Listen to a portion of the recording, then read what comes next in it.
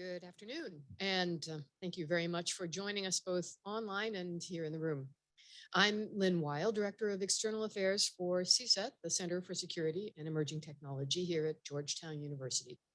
And today we will discuss strategically crucial supply chains, the CHIPS and Science Act, and how the tax credits and other incentives therein can be leveraged to truly secure US and allied access to microelectronics. But first, a brief bit of housekeeping. For folks online, if you experience any technical issues, use the chat function at the bottom of your screen to alert us, and a CSET team member will try to help you out. Please don't use the chat for anything else just yet. We'll come back to it during the Q&A portion after the presentation. And we'll also take questions from folks here in the room at that point. Those in the room, if you experience technical issues, well, we have some technical experts here who might be able to help you out. Now it's time to turn the mic over to one of them, our moderator, Zheng. He's Vice President Technology at In-Q-Tel. Dr. Zheng leads investments in AI, microelectronics, semiconductors, and quantum to solve critical mission challenges facing the US national security and intelligence community. In his current role, he helps lead strategy development and thought leadership for US microelectronics and quantum technology competitiveness. Prior to In-Q-Tel, Dr. Zheng was at Booz Allen Hamilton, where he provided technical advising for the Defense Advanced Research Projects Agency, otherwise known as DARPA, including developing technical goals across a diverse set of technology areas. While at DARPA, Dr. Zheng was the lead coordinator for the Electronics Resurgence Initiative, a large-scale, multi-billion-dollar effort to boost US microelectronics innovation.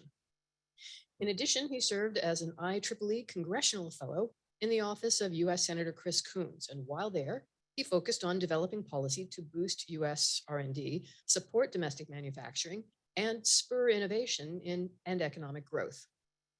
And it's well worth noting for this occasion that Dr. Zheng helped draft a bill to establish a nonprofit foundation for the Department of Energy to commercialize innovative technologies, which later became law in the CHIPS and Science Act that we're going to be discussing today as the Foundation for Energy Security and Innovation. Dr. Zheng, over to you. Great. Thanks, Lynn. Everybody, welcome.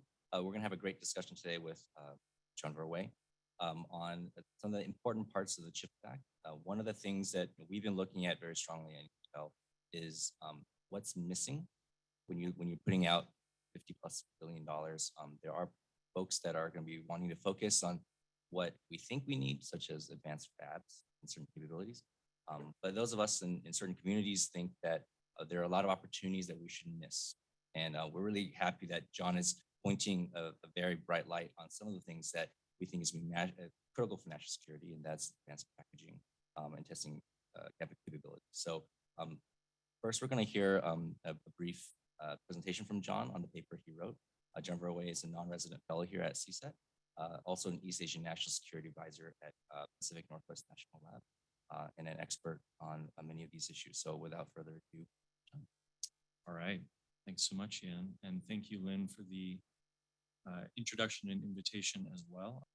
All right. So I'm going to be reviewing a paper that I published in January of this year called Betting the House, looking at microelectronics supply chain from the context of some areas that Yan alluded to, areas that are not traditionally thought of as the focus of the CHIPS Act or the motivating logic behind the CHIPS Act. And these include things like upstream materials and downstream packaging and things of that nature. But before I get into that and really go through it, I wanted to do a little bottom line up front and then also review some of CSET's research to date in this subject area, because I think it's actually very valuable framing, and it's good to have this reminder of what else is out there and what other resources policymakers have. So the CHIPS Act is obviously very focused on reshoring leading edge fabrication. And in practice, what that means is they are looking at leading edge logic fabs and leading edge DRAM and NAND flash memory. So that's going to happen. That is the motivating reason behind the CHIPS Act, and that's why $39 billion are going towards that. But at the same time, fabrication is only one part of this global value chain, as all of you know, and there are many important choke points that the CHIPS Act could address given the way the statutes are written, and the focus of this paper is highlighting some of those opportunities. So the punchline here is the reason we want to focus on these choke points and opportunities is if we just increase fabrication in the United States, it doesn't solve some of our upstream problems and it doesn't solve some of our downstream problems in the industry that come with over-reliance and geographic dependence on certain services and products that are exclusively provided in Asia. And if we're going to spend $52 billion, we would like return on investment to be as high as possible in that regard. So the more that we can do in the US with these funds, the better in general. This is very squarely within the broader research that CSET has done for the last couple of years, starting with some papers that were published in 2021 and maybe even a little before then. I will review those in a moment. But within this line of research, it's really looking at mapping supply chains, looking for choke points, and identifying opportunities for policymakers to mitigate risks that are observed. And that's all being done by procuring rather expensive, arcane technical information that is nonetheless very rigorous and is generally used by people in the investment community or other parts of the semiconductor industry to do this job. Policymakers haven't traditionally purchased large data sets on things like equipment, supply markets, and things of that nature, but it's really valuable. And some of the reports that CSET has written to that effect from analysts that are no longer at CSET, but will be familiar names like Will Hunt and Saif Khan, look at the supply chain and mapping the semiconductor supply chain writ large, thinking strategically about how many leading edge logic facilities would be necessary to reshore given CHIPS Act funds and things of that nature. The other reports also have looked at some regulatory factors, looked at advanced packaging, as Jan alluded to. And this most recent report was taking all of the previous research and also shining a light on the far left and far right of the supply chain. So again, materials at the front end, like raw chemicals or specialty gases, things of that nature, and then all the way at the back end. So integrated circuit substrates and things that are somewhat arcane technical, but very important for the overall performance of advanced semiconductors. And what I'm going to do now is walk through the logic of the paper here, starting first with a summary of the CHIPS Act provisions that are relevant to this, key areas of focus, what has basically happened to date, and then some other considerations that are worth taking into account before we go on. And one thing I want to highlight here is I like this chart that was from a Semiconductor Industry Association report from maybe 1 or 2 years ago now, which highlights the key thing to focus on is the flags. So for every flag that you see, it represents a 65% or more market share in one segment of the industry. And the key thing to observe here is that there are a lot of flags in South Korea and Taiwan, and some in the United States and some in Japan, but it's extremely consolidated in a few firms in a few countries. And the CHIPS Act is trying to ensure that there are a few more American flags in each of these areas. That's the motivating logic here. So to that point, the first row here of the table summarizes what everyone's been focused on, which is leading edge logic and memory subsidies to get more fabs here. And then the remainder is these other line items in the rows below, roughly $13 billion for a variety of innovation directed initiatives. So National Semiconductor Technology Center, a packaging program, a metrology program, and a few other incentive programs as well. And there's also an investment tax credit, which I won't discuss in great detail here, but is consequential and relevant for this as well. So the good news is that there's already quite a bit of reshoring underway. And this chart that I've pulled up, I would encourage anyone who's interested to check out. The Semiconductor Industry Association published this earlier this week, I think. And the key thing to look at here is this is capturing, every dot represents a facility in the US that was announced subsequent to the CHIPS Act passage. So in theory, this is showing the location of new fabrication sites in the US that have been announced, the new location of equipment, factories that are going to come online, things of that nature. And I like it because it shows that there's quite a bit of teal blue or cyan on this map. And you can see each of those is for a new fab or a new fabrication line somewhere in the US. But what you don't see a lot of is magenta, which is equipment. And another thing that you don't see anything of on here is packaging. And that's why this paper was written, is to highlight that it's great what we're doing, but there's a lot more we could be doing and should be doing that is equally strategic in some respects. So to that end, I'm going to talk a little bit about the materials side and then the assembly, test, and packaging ecosystem, which includes both the provision of those services, assembly, test, and packaging for chips, and then also some of the materials that support that part of the value chain. So there have been quite a few notable announcements. Depending on the numbers in any given day, it's not quite clear what the top line value is and what the total number of projects is, but that resource that I just mentioned from the Semiconductor Industry Association, that's probably the most comprehensive list as of today. If you take those numbers at face value, it's hundreds of billions of investment coming to the US, thousands of jobs, things of that nature. In reality, though, there's of course lots of marketing that goes into that. And so it remains to be seen how much of this investment will come to physical fabrication capacity increases in the United States. So that's one current consideration to be tracking, which is there's already a lot of movement happening, even though the CHIPS Act is really only 6 months since passage. Of course, there's a cyclical downturn the industry is experiencing right now. I won't get into that in great detail, except to say that the entrance of now leading firms in Taiwan, in South Korea, and in Japan in the 1980s and 90s was actually facilitated in the midst of these cyclical downturns. So the importance of counter-cyclical investing, which is to say capital injections into this industry in moments of financial crisis, is actually very advantageous. If firms can weather the storm, they come out much stronger at the end of it. So the timing for the CHIPS Act is somewhat advantageous in that regard, and if history is going to be repeated. The final thing to keep track of is there are quite a few demand shocks in obscure parts of the industry and the supply chain that will become apparent in the next few years that need to be mitigated either through market-based solutions or government-based solutions. And it's for things like wet chemicals, where there's an anticipation that there needs to be about a 50% capacity increase for these pretty obscure chemicals that are intensively consumed in the industry. And current investment is not going to meet that demand. So there needs to be some attention paid to that as well. This is just a nice chart that shows all of the different parts of the periodic table that have at one time or another been used in the semiconductor industry. The main thing to take away from this is that the supply chain here is vast. It's uncontrolled by any one country. And frankly, it's pretty poorly mapped when you get down to really granular levels of detail. A lot of the supply is concentrated in Asia for both raw materials mining and production and processing and refining. There are also a few opportunities, which I will get into in a little bit, related to upstream materials innovation. And I wanted to highlight these opportunities more as examples of things that we could go after or think more about, but not necessarily as the only opportunities, of course. So the challenges in the upstream part of the supply chain are pretty well understood in Asia. The concentration there for raw and processed materials is, in some cases, 100% for some of the materials. US production is insufficient in its current capacity, but there's also not much of an economic case for reshoring some of this capacity. And some of that is due to environmental and regulatory concerns, which can slow the construction of these sorts of chemical processing facilities. And one data point for those who are interested in it is TSMC and Intel have actually recently established or have filed applications to establish foreign trade zones in Arizona and Ohio, respectively, where they will be building their advanced fabs.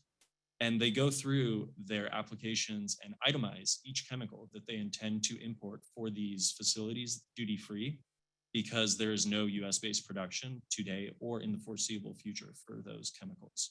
So these choke points are known to the companies, but the government and policymakers need to spend a little bit more time paying attention to them as well. These are just a few examples taken from the paper. This chart and the chart that follows were taken from SEMI and Industry Association, public comment they submitted a few years ago to a government regulatory body. So it may be a little bit out of date, but I think it's pretty indicative overall of the choke points that exist. So the key thing to look at here is the middle left column on US suppliers. In some instances, there are no US headquartered suppliers of some of these materials. And in most cases, the US supplier, to the extent there is one, is not the market leader. And this is true for all of these particular materials that are used in the industry. And I will go to the next slide and just show a few of those as well, where for wet chemicals or physical vapor deposition targets, there's just not a lot of US capacity. Those are the challenges, but the opportunities here are also pretty large because we do have $52 billion to spend, and the industry is making investments to match or exceed that total, of course. So HFCs are hydrofluorocarbons, which are a type of chemical used in etching, one of the sub-processes associated with semiconductor manufacturing. And HFCs are really valued for their purity. They're very good at what they do in terms of ensuring that wafers are produced to the spec that is intended. So they help with yield and overall profits. The downside is that HFCs are a greenhouse gas that is sort of a forever chemical. So it is problematic from an environmental perspective. And the EPA, among other regulatory bodies, has decided to phase out their use in the next couple of years. And the semiconductor industry has exceptions to some of these regulatory actions, but at the end of the day, there needs to be an off-ramp for their use. And the CHIPS Act passage presents a good opportunity to think more carefully about finding that off-ramp and inventing it. Similarly, EUV photoresist. Photoresist is, of course, used in the process of lithography, another subcomponent of the manufacturing process. EUV is now very firmly established as the prohibitive favorite for lithography at the leading edge. And so demand for this chemical going forward is stable to growing to the extent that EUV will see even greater adoption. So the opportunity to invest in expanding capacity is a relatively safe bet. There are some US firms that are already in the market here, but their capacity is either low or concentrated in overseas facilities. Another opportunity where reshoring some of this capacity would have valuable supply chain resilience follow-on effects. And the final thing I'll highlight is process gas recycling, which is a win-win in the sense that we are not going to be sending any of these process gases into the atmosphere any more than we have to. And then also by capturing some of them as a byproduct of manufacturing, you increase supply chain resilience and that you can then reuse them. There just has not been a clear market case for this technology to really be developed and commercialized to the point of adoption thus far. Companies do it, but they don't do it uniformly or at scale, and investing a little bit more in making sure that this technology is developed and matured and the TRLs, the technology readiness levels get to the point they need to, would have valuable supply chain security effects. So similarly on the downstream side, there are challenges and opportunities here. The ecosystem and the materials on which this ecosystem relies is all focused in Asia. There are a few opportunities I'll talk briefly about on the packaging side and with those materials as well. The key thing to take away here is if you look at this top pie chart, the geographic location and number of ATP facilities in 2021 was, if you look at that teal, green, or blue color, the United States has 54 facilities, and then the rest of the world's facilities are mostly concentrated in Asia. So purely quantitatively, we don't have a whole lot of capacity in the US. When you get into the actual numbers, about 3% of worldwide assembly, test, and packaging capacity for semiconductors is in the geographic United States. And that is something that we would want to see change if we are going to be building more leading edge logic chips here. It makes no sense to then send them on a plane to Asia for packaging. It would be preferable to actually have them done in the United States. And another example of this is IC substrates, which I'll go back briefly. The substrates here are sort of, if you follow that red line, if you think of this as a house, the integrated circuit or the semiconductor on top is your roof, your substrates are your plumbing and your framing, the printed circuit board is your foundation. And the substrates are actually quite important and relatively undervalued because of how obscure they are, but something where there's quite a bit of technical advantage that can be gained by doing it well and doing it in the United States. So going back to this, just to hammer the point home, if you look at the bottom pie chart here at where worldwide capacity for IC substrates is coming from, the United States isn't even in this pie chart. We have no capacity in essence to do leading edge IC substrates here. And the closest we have to a non-Asia presence for substrates is that orange slice from Austria, where there's only 3% capacity. There are definitely some challenges in terms of the economic cases here that need to be worked through, but those are some of the high level things to keep track of. On the opportunities side of things, obviously CSET research has looked at advanced packaging in detail. Yan and I are probably going to chat about that in a little bit, so I won't spend too much time on it, except to say that TSMC and Samsung in their leading edge facilities in Taiwan and South Korea respectively already co-locate their fabs with advanced packaging facilities. So the finished chips go out one door and into an advanced packaging facility right next door. If Samsung's going to be building a leading edge logic fab in Taylor, Texas, it seems pretty straightforward that they could be doing an advanced packaging facility right next door. And ditto for TSMC in Chandler, Arizona. On IC substrates, thinking a little bit more about how we get some of these substrates in the US, and especially a substrate known as Ajinomoto buildup film, or ABF substrates, which is used in a lot of the high performance computing, leading edge mobile applications, would be really valuable. And printed circuit boards are also going to be something that needs to be paid attention to, but they take sort of a second fiddle to integrated circuits in this industry and in terms of the CHIPS Act focus. So to put it all together and put a bow on it, I think the key thing to think about here is right now, the way the CHIPS Act funding is structured, $3 billion is the maximum that a leading edge logic fab could receive from the US government to incentivize production in the US. But for that same investment, you could have one state-of-the-art substrate facility in the US, one state-of-the-art advanced packaging facility, and one state-of-the-art PCB facility. And for each of those sub-bullets there's no capacity in the US for any of that right now. And the little bit that exists is not at the high enough volumes to meet commercial demand. So thinking a little bit more about how CHIPS Act funds can get at parts of the industry where there may not be market incentives for companies to address these choke points will really help supply chain resilience overall. And with that, we've made it to the end. So I will stop there. Very good. Thanks, John. So thank you so much for that overview. It's a very broad field. I think it's good to set that context. For the remaining time, I'm going to kick off with some questions. This will be more of a conversation between John and I. This is also give time for the audience to thinking about what you'll want to talk about. I will be also looking at our online chat to make sure we capture some of the questions that come through our virtual attendees. So there'll be plenty of time to start asking questions. So put your thinking caps on right now and think about what you want to ask.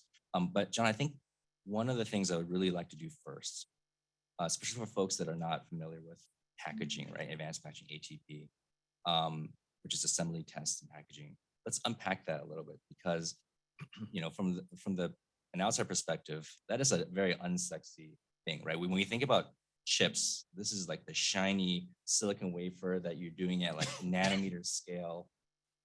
But when we think about packaging, we think about manual labor in, like an assembly line, people soldering things, right? That is, why is that even, like, why should we even care about that, right? Like, why does that get us into a future that we think we need to be thinking about? Yeah, I think advanced packaging, the industry is changing its view on packaging. So until very recently, packaging was an afterthought where really it was used to protect and connect a chip. And as long as the chip kept working, the packaging was fine. But the industry is changing how it thinks about packaging a little bit and sees it more as an opportunity to enhance the overall performance of chips, because the scaling that we've seen with CMOS semiconductors, so the Moore's law stuff that everyone talks about in terms of transistor densities increasing more or less every 2 years for 1965 to present, we've not seen the same thing happen with packaging densities. So for the last, 10 or 20 years, the processing power contained on integrated circuits has been constrained by how much of that can get off the chip and onto the board. And packaging has been the constraint. Wire bonding, which is actually using very thin wires to connect a chip to the printed circuit board, has not been able to get wires thin enough that you can communicate the electronic information from the chip to the board. And advanced packaging is solving that problem. So you're starting to see performance gains from advanced packaging. And the industry, as it's sort of reaching the end of Moore's law, sees packaging as an opportunity to make Moore's law go further. Great. I'll take moderator privileges and also describe one extra area that, as an investor, we're also interested in, which is chiplets. Yeah. Right? One of the parts of advanced packaging. And there's probably two laws that one must understand about making chips. One is the smaller the size that you're trying to make, cheaper it is, right? Because that's yield, right? The more opportunities, the bigger it is, more opportunities for dust and other stuff to fall on it. Then you start all over again. So the smaller the chip, better it is. The other law right now that we're seeing is that if you go to EUV and other, trying to go smaller wavelengths, shorter wavelengths, really expensive, right? And everyone's trying to try to get more chips, reduce costs, make more money by solving those two laws, right? Basically, and what chiplets has been really interesting is that this is an idea. Instead of making one large chip, right, one large wafer, which is it's huge. We have lower yield. Plus, you're trying to EUV, then it's even more expensive.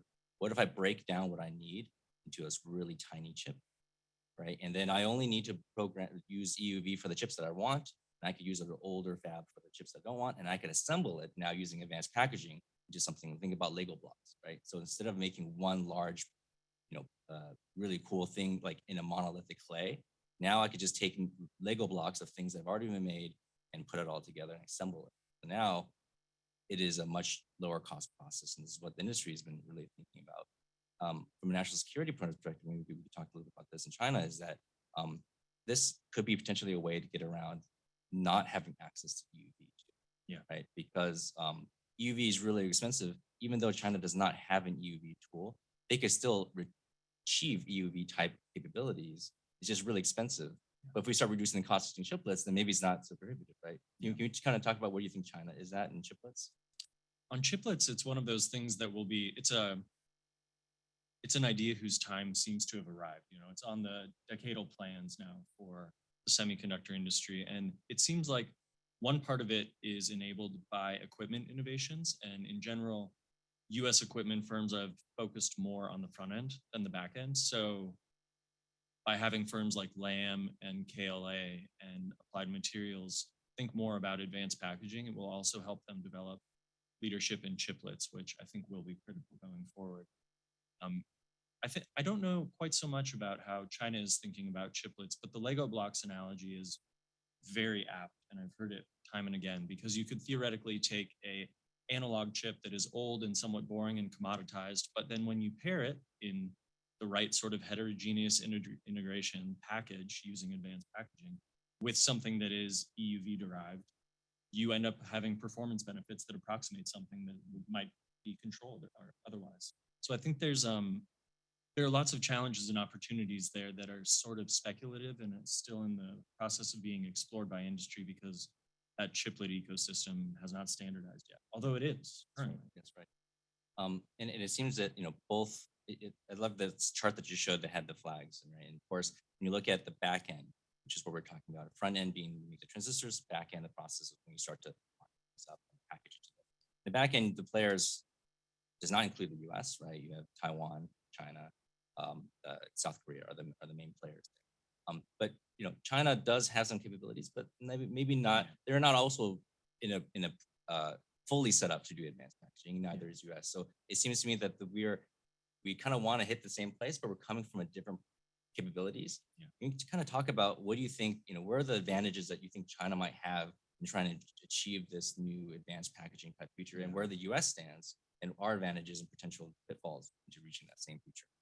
Yeah, I think in general, the companies that do advanced packaging best right now are companies that benefit from close feedback loops. So about 50% of the world's advanced packaging capacity is owned by TSMC.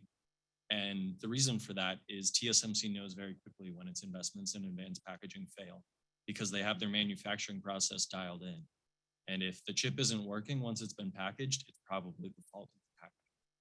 And that sort of feedback loop is very valuable for companies that are looking at fan-out wafer level packaging or 2.5D or 3D integration to know, oh, this is the material, this is the approach, this is the way it works best and is optimized. And to the extent that the US and China can benefit from cultivating those closer feedback loops between the manufacturing process and the packaging process, that will dictate who wins or who sees more technical advantage in the short and medium term. So obviously Intel in the US is placing large bets in advanced packaging in New Mexico, and there are a few other smaller firms that are exploring advanced packaging like Skywater, but it is an ecosystem that the US certainly does not have a first mover advantage in anymore. So seeing more of that capacity in the US and cultivating those feedback loops is optimal. So one of my last questions before we go to the audience here would be Morris Cheng, who is the former CEO and founder of TSMC, has said multiple times, including recently at one of the Chinese book launches from Chris Miller, who wrote Chip Wars in Taiwan. And he's basically said that globalization is dead, at least as it relates to semiconductors. And if that is the case, right, and that we are trying to decouple some of the supply chain that we've built up over the last 60 plus years, then the question, it begs the question, what replaces that type of paradigm that we've lived in? And some might say that now regionalization is what this is going to be. If the U.S. were to set up a regional supply chain, at least part of that for ATP, who do you think the partners would be, and who should we be looking to in order to kind of build that ecosystem for ATP? Yeah. Well, I don't want to pick on any individual company too much, but I will at least initially, and say that, there's one US headquartered firm called Amcor, which is actually a world leader in packaging, but they're a US headquartered firm with essentially no US based assets. When you look at their financial filings and especially their property, plant, and equipment declarations, over 99% of their physical assets are owned in Asia. So if you want to build a viable advanced packaging, or really assembly, test, and packaging ecosystem in the US more generally, it starts with getting some of these US headquartered firms to invest in the United States, which they have not traditionally done for a variety of reasons. But I think to interpret a little bit on your question and extrapolate slightly, it is also not realistic for the US to do everything and for US firms to do everything. So to give just one other example, I'll go back to that thing that I pointed out on IC substrates, where Austria actually has a little bit of market share there. I think if we do see sort of a decoupling of certain parts of these supply chains, it'll be firms in countries like Austria that help fill the gap where the US will not be able to find a firm, or even more than one firm, to supply some of those parts of the supply chain. So at this point, I'm going to turn to the audience here in person first to see if there are any questions. Please. Oh, there's a microphone. This may be speculative a little bit, but in the paper you talk about some of the economic reasons ATP is entirely in Asia. We propose bringing ATP back here, can probably subsidize that upfront with some federal dollars, but what economically needs to happen, or what needs to happen in those firms to make them stay here long-term once the subsidies are gone? Yeah, great question. The challenge is there is no economic case for certain kinds of assembly, test, and packaging. So wire bonding in particular is heavily commoditized, really, really slim margins, and still relatively labor intensive. So you run into a challenge there where we just have higher labor rates than competitor countries. The good news side of it is when you focus more on advanced packaging, that's actually done in, what would have been a fab clean room 20 years ago. It's about that level of advancement in terms of the purity and the automation. As you automate more, the process of packaging, and at the advanced packaging levels, it's quite heavily automated now, and you take labor costs out of the equation, you bend the cost curve more favorably. So I think, subsidies up front will be inevitable for some of these things, but the economic case gets more favorable the more advanced.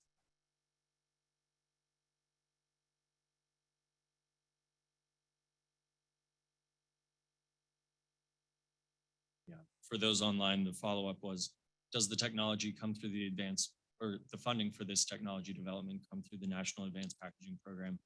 Theoretically, it could come from a few different avenues because of the way the statutes are written, but that's the immediate logical place where funds would come from. My understanding, though, is that that program is focused more on innovation and less on actual subsidies for advanced packaging. Another question?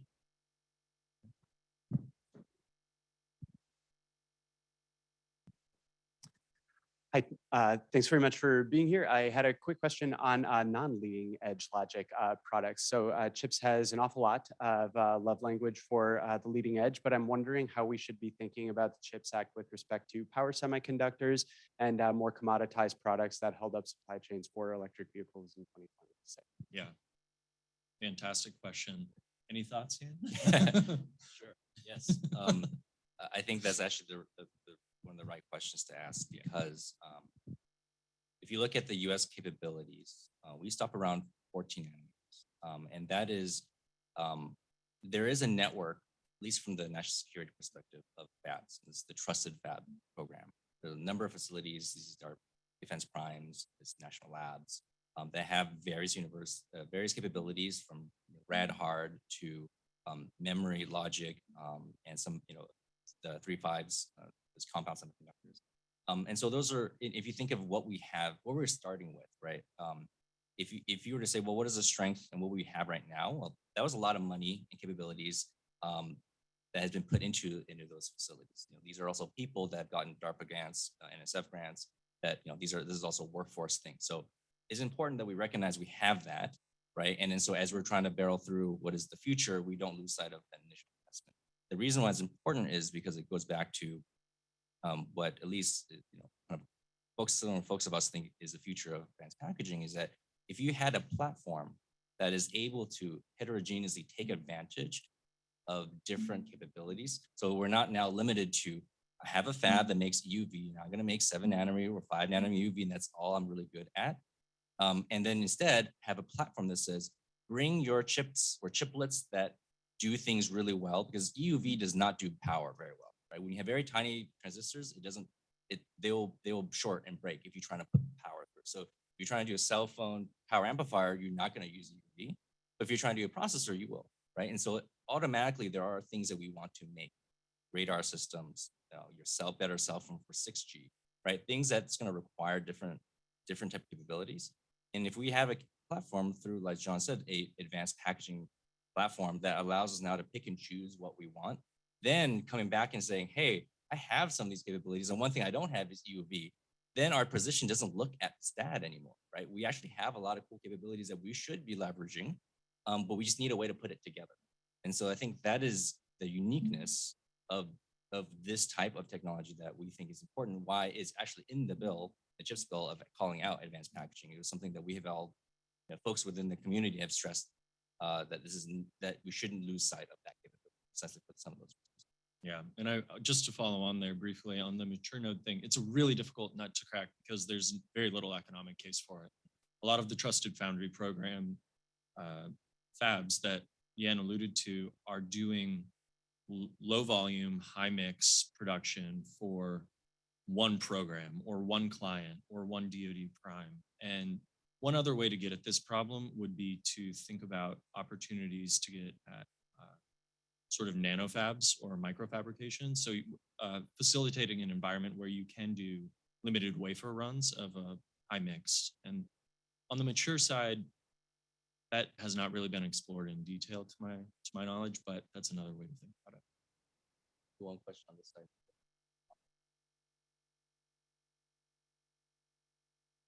My name is Justin. I'm a second year in the Communication, Culture, and Technology program.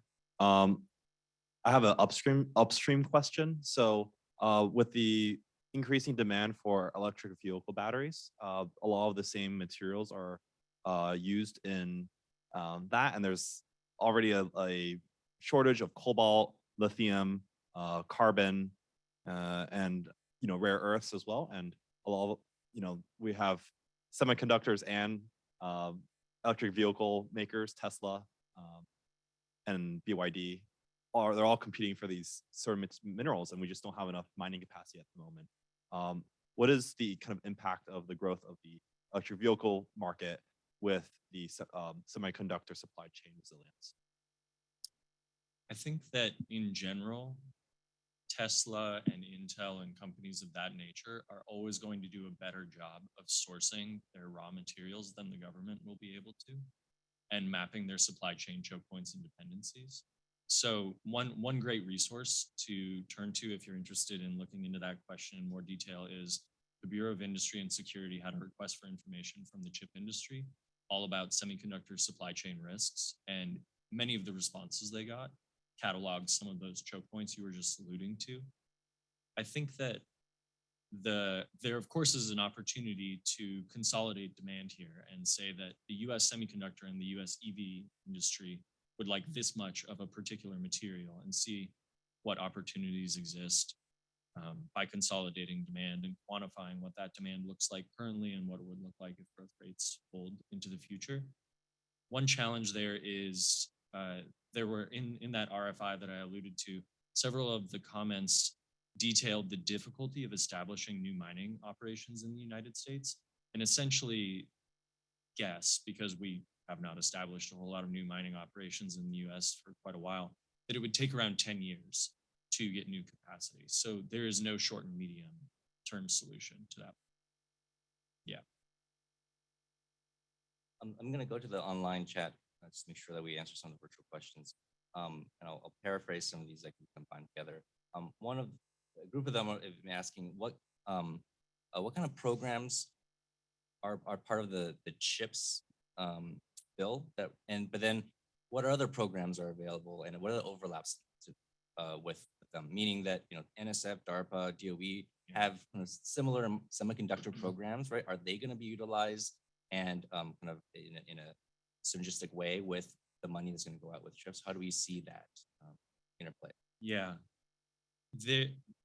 Another good question for which there's no easy answer because we don't know yet. But yeah, so DARPA's Electronics Resurgence Initiative, which is a multi-billion, multi-year engagement, is very well aligned with a lot of what the CHIPS Act is prioritizing as well. We don't know how those two programs are going to play well together yet, but many of the experts that have focused on ERI are closely following CHIPS and vice versa. A lot of the other programs that are somewhat tangentially related. So NSF, of course, gives out sort of what I would call low dollar, high risk, high reward bets on emerging technologies in the hardware space. Those will presumably be aligned with CHIPS Act priorities, but we have not seen how that will come to pass just yet. And there are other examples, but those are two easy ones. Yeah. And let's talk about the chips related ones that are coming out of commerce. So I think there's a Manufacturing USA Institute, as well as a lot of these funding mechanisms. What do you think about the longevity of some of these programs? Do you think that they are more just we're going to give some money now and we've solved the problem, or do you think there's more of a long-term establishment of we need to build an ecosystem here? And I think a lot of it will hinge on the extent to which industry is incentivized to co-invest in these ideas. So I'll give a somewhat arcane example. There's a $2 billion amount that's being given to NIST for a new metrology initiative. Metrology is one of those areas that everyone in the industry knows is quite important, but they haven't necessarily put it on roadmaps as the #1 priority. We're very lucky in the US that KLA is the prohibitive leader in metrology equipment worldwide, both in terms of market share and technical quality. But getting companies like KLA to put dollars towards this metrology initiative and getting them invested from a research perspective in collaborating with NIST to invent the future of metrology is what will increase the sustainability of the initiative and the return on investment in the longer term. And the same could be said for the National Semiconductor Technology Center or other initiatives like that as well. It's going to, whether through a direct stipulation that industry co-invest in a one-to-one or something more informal, it's going to require industry to collaborate very closely to ensure sustainability. The last question I'll go on from the online audience before I jump to the audience here, live audience, is around workforce. I think one of the it's one thing to aspirational say we're going to build a bunch of fabs here, right? It's another thing to fill them with people who actually know how to operate multi-million-dollar machines and not break it.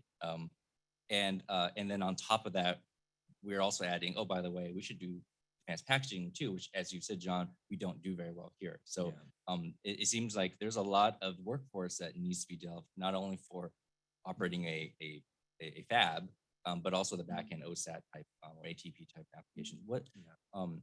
What do you think? How should we address that issue of workforce? Yeah, I think there are sort of two different routes here that the government is pursuing. So on the one hand, there is funding in the CHIPS Act for workforce development programs.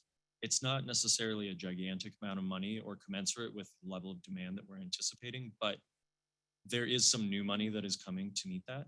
There are also quite a few programs that have been going on for years, like DARPA's JUMP program and a few other things that focus on university level students and getting them interested in microelectronics. Anecdotally, I think one thing that really helps people get motivated to pursue the degree in process engineering is actually getting them hands-on experience working with these machines and in these facilities, and getting them away from the abstract understanding of the intellectual discipline that they're studying. So I think to the extent that the NSTC, Manufacturing USA Institute, and other things can ensure and actually carve out space for students to come in, get their hands dirty, and see what it looks like to work in a clean room or in a research environment that is trying to invent the future of the semiconductor industry, you will do a better job of recruiting and retaining next generation talent. I would just, one plug I would say is that the benefit of a lot of this coming out of commerce is that NIST does have a program called the MEP, Manufacturing Extensions Program, built off of the agricultural one, which is about partnerships on how do we help small business manufacturing. I fully expect, and spoke to some folks, that MEP will be utilized to help, at the state level, as well as in apprenticeship programs, 2-year degrees, right? Not everyone needs to have a PhD in order to run some of these facilities. So I think there's a lot of options. I'm going to go back to the audience here. We're going to start. Let's start with this side. Now, you in the back. Hands up. Thank you. My name is Mauricio. I'm a former CSET Portal program participant.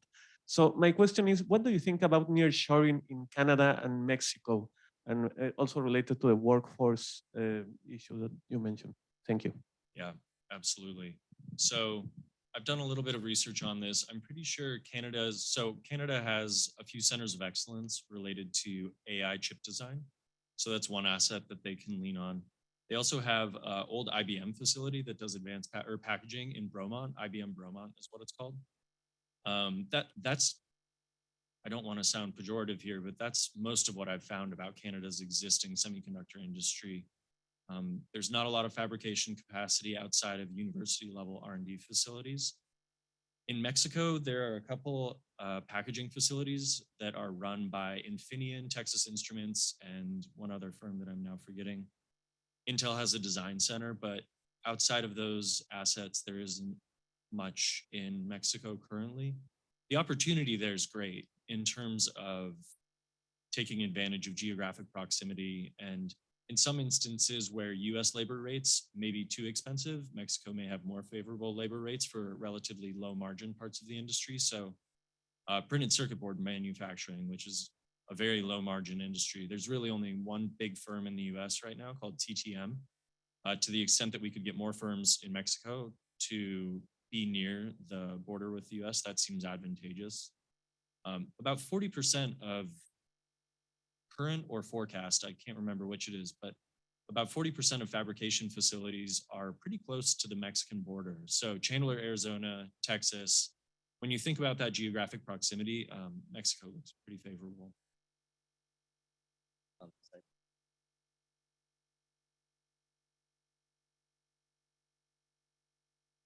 Jeff Beam with ORF America. Hi, John. Quick question to follow up on the various questions related to workforce. With respect to your presentation, is there a specific area on the back end side that you're focusing on with respect to advanced packaging that requires some expertise that we could develop or leverage from the funds that have been set aside within the CHIPS and Science Act beyond just the advanced fab pieces? Something specific we could be training EE folks to focus on. And then related to the question from the other colleague, on the immigration side of the talent debate, are there other places we should be planning to pull expertise? Because it feels like if we don't get our immigration talent piece right, all the investment in the physical infrastructure, the CapEx will be relatively irrelevant in the long term. Thank you. Yeah. With the caveat that I've not done a ton of personal research on semiconductor workforce issues, and CSET has done great research on it, so I would direct you to that first. My general assessment is that as advanced packaging gets more automated, the skill set that we need resembles that of a front-end process engineer. So we need people that are very proficient managing and operating clean rooms and doing so 24/7, 365 on machines that never turn off. So I think that you could probably never have enough process engineers that are comfortable working in that environment, and that would help advanced packaging.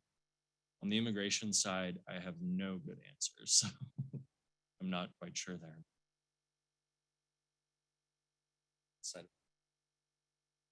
Staying in the front. Thank you, and thank you for your research work.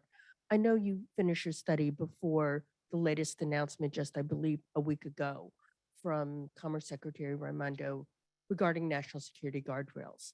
But given the October 7 rule from the Bureau of Industry and Security, which looked at a teeny, teeny little slice of the entire semiconductor value chain, touched EUV, but did not touch, for example, assembly test packaging, right? Um, what's your take on these national security guardrails? Does that change your analysis in any way? And if so, how? Thank you. Yeah. I have not read through the guardrails comprehensively, but my understanding is that they were written to ensure that the firms that we want to build in the US do not feel disincentivized from doing so because of the stipulations that would come from taking US funds and then having to not do business in China as a result of that. And that they were pretty carefully worded to ensure that some of the big South Korean firms in particular could continue their operations in China and do so in a way that they felt was commercially viable. Again, that's just me sort of reading the press, but on the export control side of things, I don't have any deep thoughts either, and I might kick the hard question to Yan. Yeah, I think there is going to be a lot of scrutiny over exports, what is developed, especially because there is a research component to the chips bill, and I think that we're going to have to.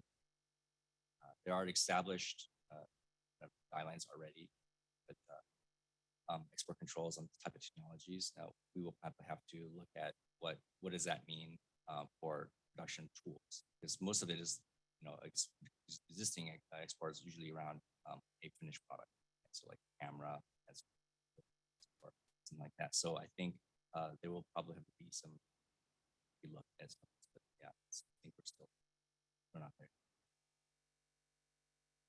Omar.